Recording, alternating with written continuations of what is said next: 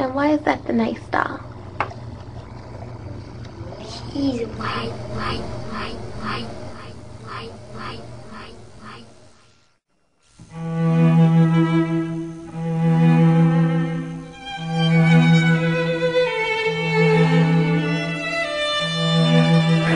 When you go into a house where little babies are growing up, and on the wall is a picture of Jesus and God and all the angels, and none of them look like any of them, and the little babies are saying, you say to the little baby, who is that on the wall?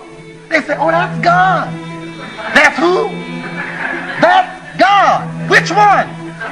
The one with the blue eyes and the blonde hair. Well, if that's God, who you?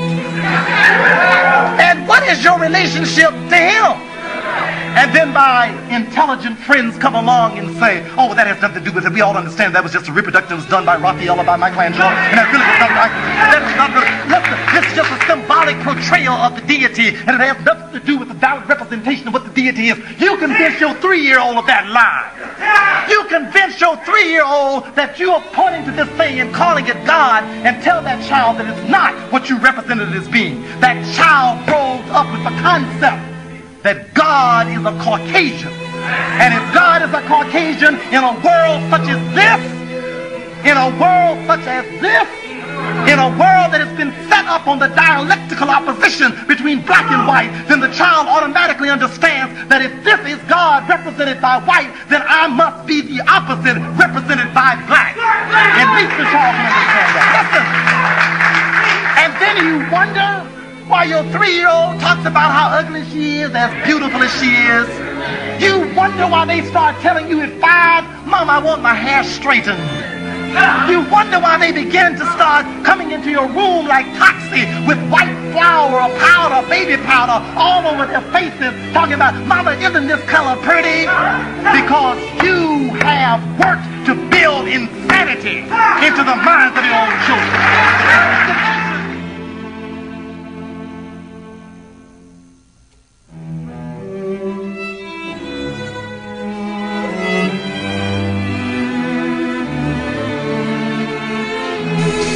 The dignity of the human being is the most destructive disease in the society. And I don't mean just disliking blacks and disliking women. I think the loss of respect for the human consciousness, the human moral capability, the human ethical capability, the human philosophical and creativity capability, the loss of respect that makes us then turn our children into automatons and robots and let them follow Nintendo killer games and teaches them that that's the way to become intelligent and alert, to turn them into processes that do nothing but repeat and rotely memorize what someone else is telling you to do, and then make them go eat poison that kills themselves, make them think that Mickey D's is better than Mama's own cookie, to make them believe that the fatter they are, the healthier they are, to make them believe that somehow they can create reality simply by sitting in front of a television set, and then begin to feed young children from day one with a diet of utter violence, vehemence, savagery, brutality, and sexual perversion unheard of on the planet before, and to feed that to young babies, and then wonder why babies are going out killing adults, because you teach them to do it, fool. That's why they're doing it. Now that's the law.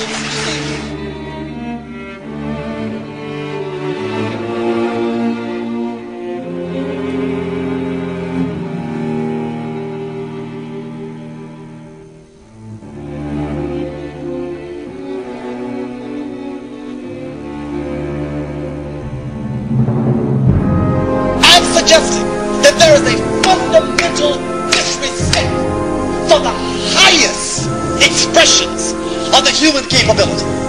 And I submit to you that nobody knows those things better than us. Are you saying we're superior? No, we're survivors. And I'm saying that we have a special message for humanity. Why? Simple. If you will simply reflect on the last 400 years of being black in the Americas, you would have to conclude beyond a shadow of a doubt that there is not a psychological, sociological, political, or economic explanation for why we are still here.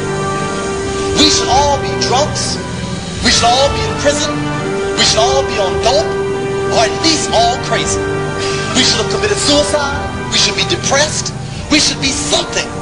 Do you realize that each one of you pursuing a degree, got a job, got a degree, finished high school, even finished grade school, that you are still living after 21 years of being what America intended you to become. Don't you realize that that's a miracle?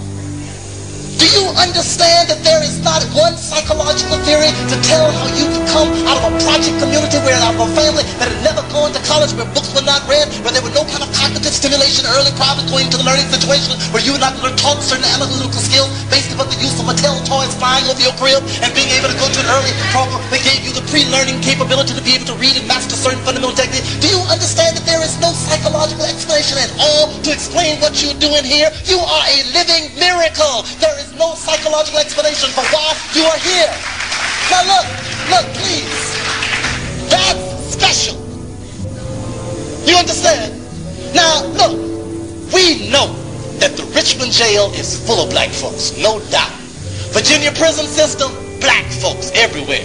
Crack dealers around this neighborhood, black folks. They there, there's no doubt about it. We got crack dealers, we got drunks, we got alcoholics, we got bums sleeping in this, we got them all. You're right, they're there. Young boys falling out of school, 3rd grade. We have people beating up their families.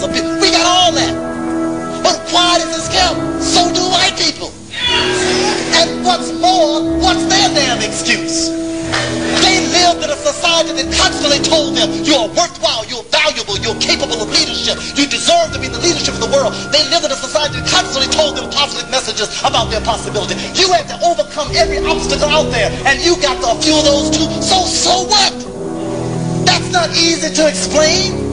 To explain why young brothers give up early, trying to move ahead in a system that shows nothing positive for their possibilities. To understand why young girls who are told that they are too fat, too black, too kick-ahead, nose is too big to be beautiful, to begin to believe that their intelligence is not worth anything because they don't look like Madonna, to begin to believe in a society like this that somehow, unless they look like the Virgin Mary, there is no spiritual privileges in them. When I say the Virgin Mary, I'm talking about the Rembrandt form, the Raphael form, the Michelangelo form. I ain't talking about the real form. I'm talking about those forms. To believe that somehow there is no dignity in you unless you look like someone other than yourself. Doesn't it make sense that you try to go find something to make you feel good and love may be the only way there? Doesn't it make sense that some brothers will feel that somehow their only claim to power and effectiveness is being able to go from woman to woman, spread babies all over town, because that's the only way they can prove their manhood, because they can't find it anywhere else? That's understandable. Don't you think that some brothers are going to be crazy enough to believe that they can walk around with a white woman no matter how she looks, that they somehow have gone into power just to be with somebody else? Listen. Look. Jungle fever is a predictable condition. Create an environment like this, jungle fever epidemics break out. People catch it, it happens. Now what we are suggesting is that that's predictable. What's not predictable is these brothers who still love them some black women no matter what.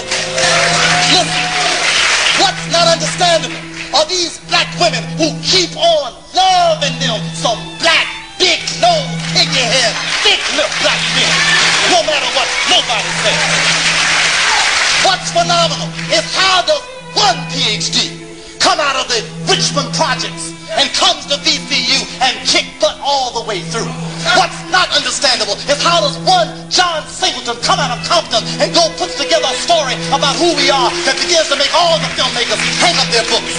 What is it then that is able to take us and give us the creativity that nobody thought we should have, and they did every doggone thing they could to prevent us from having it?